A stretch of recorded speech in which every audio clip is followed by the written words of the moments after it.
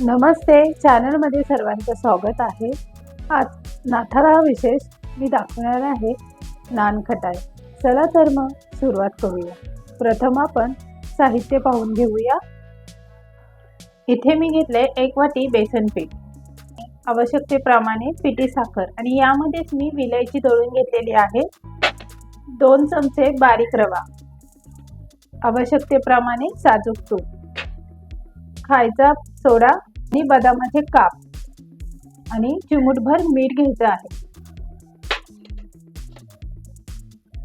आता आपण हे मिश्रण एकत्र करण्यासाठी सुरुवात करूया। आता काय करायचं, 2 चमचे साजूक तूप घ्यायचं आहे आणि यामध्ये पिठी साखर घालायची आहे।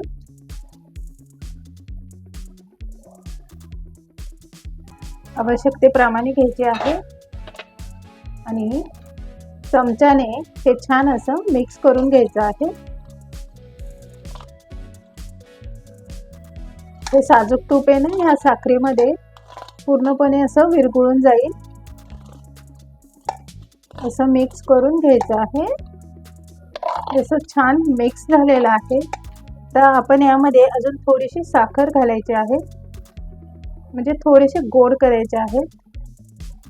तुम्हाला कमी गोड करायचं असेल तर तुम्ही कमी साखर घातली तरी चालेल आणि एकदा असं मिक्स करून घ्यायचं आहे। स्वादसाठी मी यामध्ये विलायची पावडर घातलेली आहे। आता हे सगळं मिक्स झालेलं आहे, पिठी साखर आणि साजूक तूप छान असं मिक्स झाले। तर यामध्ये आपल्याला चिमूटभर सोडा घालायचा आहे आणि चिमूटभर मीठ घालायचं आहे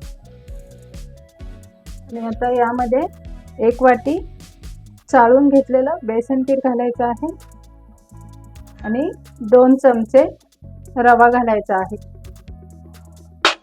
आणि हे छान एकजीव होईपर्यंत मिक्स करून घ्यायचं आहे। आणि मिक्स करून झालं बघा।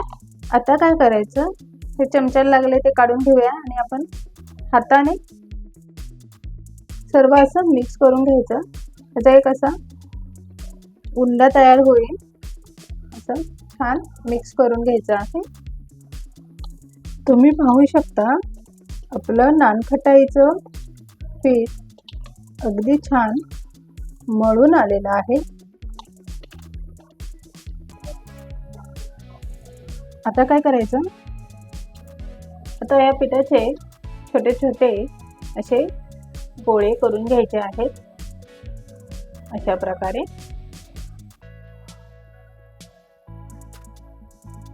आणि यावर एक बदामाचा काप लावायचा आहे, अशा प्रकारे। आणि एक ताट घ्यायचे, त्याला हे असं साजूक तूप लावून घ्यायचं आहे आणि या ताटामध्ये आपण ही नानखटाई तयार करून घेतलेली अशी ठेवायची आहे। अशा सर्व नानखटाया तयार करून घ्यायच्या आहेत।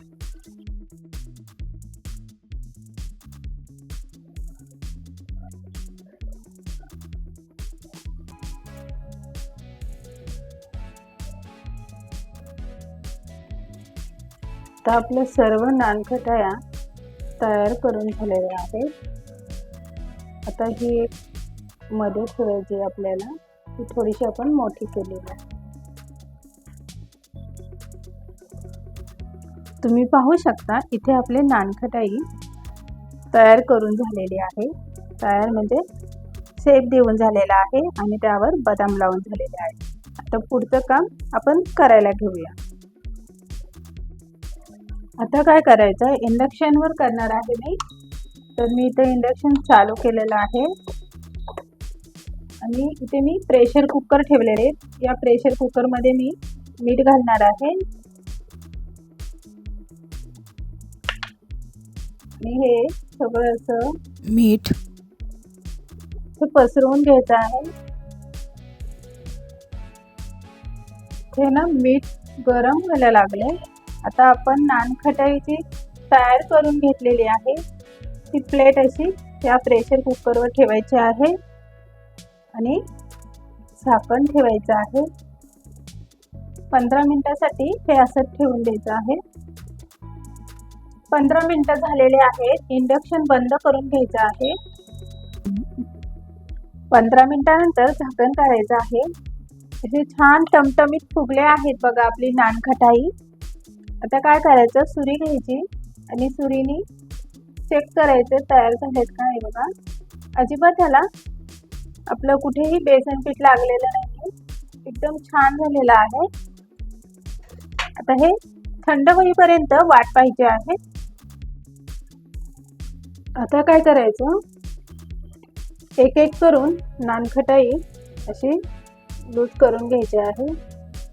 तुम्ही पाहू शकता एकदम छान अशी नानखटाई तयार झालेली आहे. एकदम मस्त, अगदी खुसखुशीत झालेली आहे. अशा प्रकारे आपल्या रवा आणि बेसनाची नानखटाई तयार झालेली आहे. अगदी खमंग वास सुटलेला आहे आणि तोंडात टाकतात एकदम विरघळतीये. नाताळ स्पेशल नानखटाई नक्की करून पहा आणि तुम्हाला रेसिपी आवडली असेल तर चॅनलला सबस्क्राईब, लाईक, शेअर करायला विसरू नका. आता पुरतं एवढंच. Bye bye. नाताळाच्या खूप खूप शुभेच्छा.